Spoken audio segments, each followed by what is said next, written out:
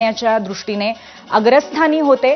त्यामुळे आता या सगळ्याचा परिपाक म्हणून त्यांचंच नाव विधिमंडळ पक्षनेतेपदी घोषित केलं जाईल आणि त्यानंतर मुख्यमंत्री पदाची शपथ सुद्धा ते उद्या घेतील। या सगळ्या प्रक्रियेकडे संपूर्ण महाराष्ट्राचं आता लक्ष लागून राहिलेलं आहे। ची सुरुवात होईल आणि विधिमंडळ नेता निवडला जाईल।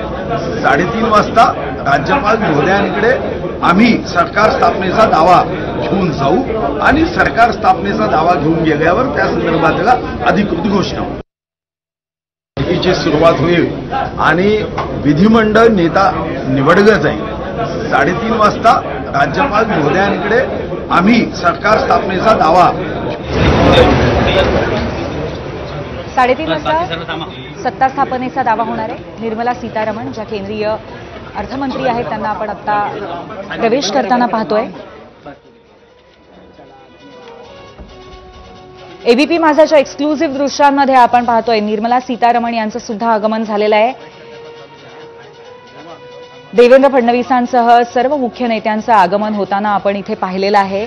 विनोद तावडे, गिरीश महाजन, सुधीर मुनगंटीवार, चित्रा वाघ, त्याचबरोबर जे नवनिर्वाचित आमदार आहेत त्यांनी सुद्धा आता विधान भवनामध्ये प्रवेश केलेला आहे आणि थोड्याच वेळात प्रक्रियेला प्रारंभ होईल। सुरुवातीला आता कोर कमिटीची मीटिंग पार पडतेय। यामध्ये ठरवलं जाईल की हा प्रस्ताव विधिमंडळ पक्ष नेते निवडीचा कोण सादर करेल आणि त्यानंतर पुढची प्रक्रिया आपल्याला पाहायला मिळेल। आणि त्याच निमित्ताने राज्याला अनेक दिवस सर्वाधिक उत्सुकता लागून राहिलेल्या मुख्यमंत्री पदाचा सुद्धा फैसला आज होणार आहे।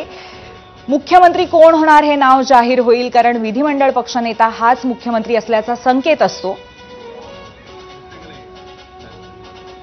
पण सुरुवातीला भाजपची कोर कमिटीची बैठक सध्या सुरू झालेली आहे। एकीकडे आपण बघतोय देवेंद्र फडणवीस हे सागर बंगल्यावरनं दाखल झाले, त्यांचं स्वागत अनेक नेते करतायत, त्यांच्याशी जाऊन चर्चा करतायत। तर दुसरीकडे आपण पाहतोय निर्मला सीतारामन, विजय रुपाणी हे देखील विधान भवनामध्ये आता दाखल झालेले आहेत। सकाळपासूनच नेत्यांची, कार्यकर्त्यांची आणि त्याचबरोबर आमदारांची लगबग आज विधान भवनामध्ये सातत्याने पाहायला मिळते। देवेंद्र फडणवीस, चंद्रशेखर बावनकुळे, गिरीश महाजन हे सर्व नेते आपल्याला पाहायला मिळत आहेत।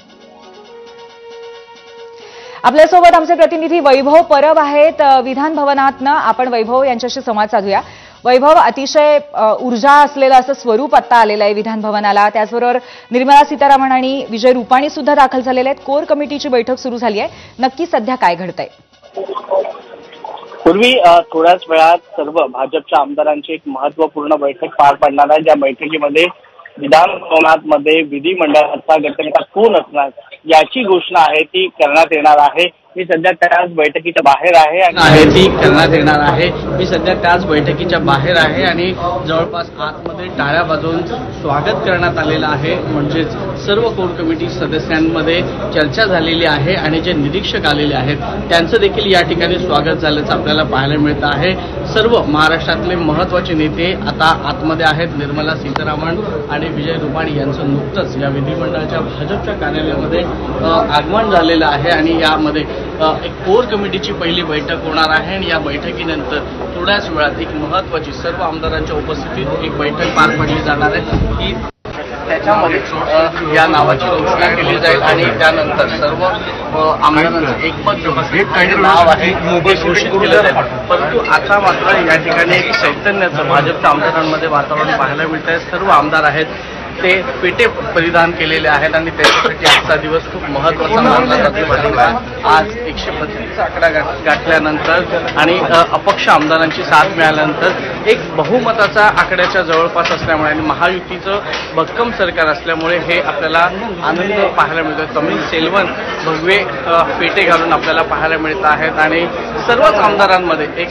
चैतन्याचं वातावरण आहे आणि सर्वांच्याच तोंडात देवेंद्र फडणवीस यांचं नाव पाहायला मिळत आहे। कारण का ज्या पद्धतीनं देवेंद्र फडणवीस यांनी हिंदुत्वाच्या मुद्द्यावर हा लढा दिला होता, ही निवडणूक लढली होती, धर्मयुद्ध या नावाखाली त्यांनी जे काही भाषणांमध्ये वारंवार उल्लेख केला होता, वोट जिहादचा उल्लेख केला होता, ह्या सगळे भाषणं जर पाहता देवेंद्र फडणवीस यांच्या नावावर आता जवळपास शिक्कामोर्तब होईल असं एक चित्र आपल्याला या ठिकाणी पाहायला मिळतंय. त्यामुळे विजय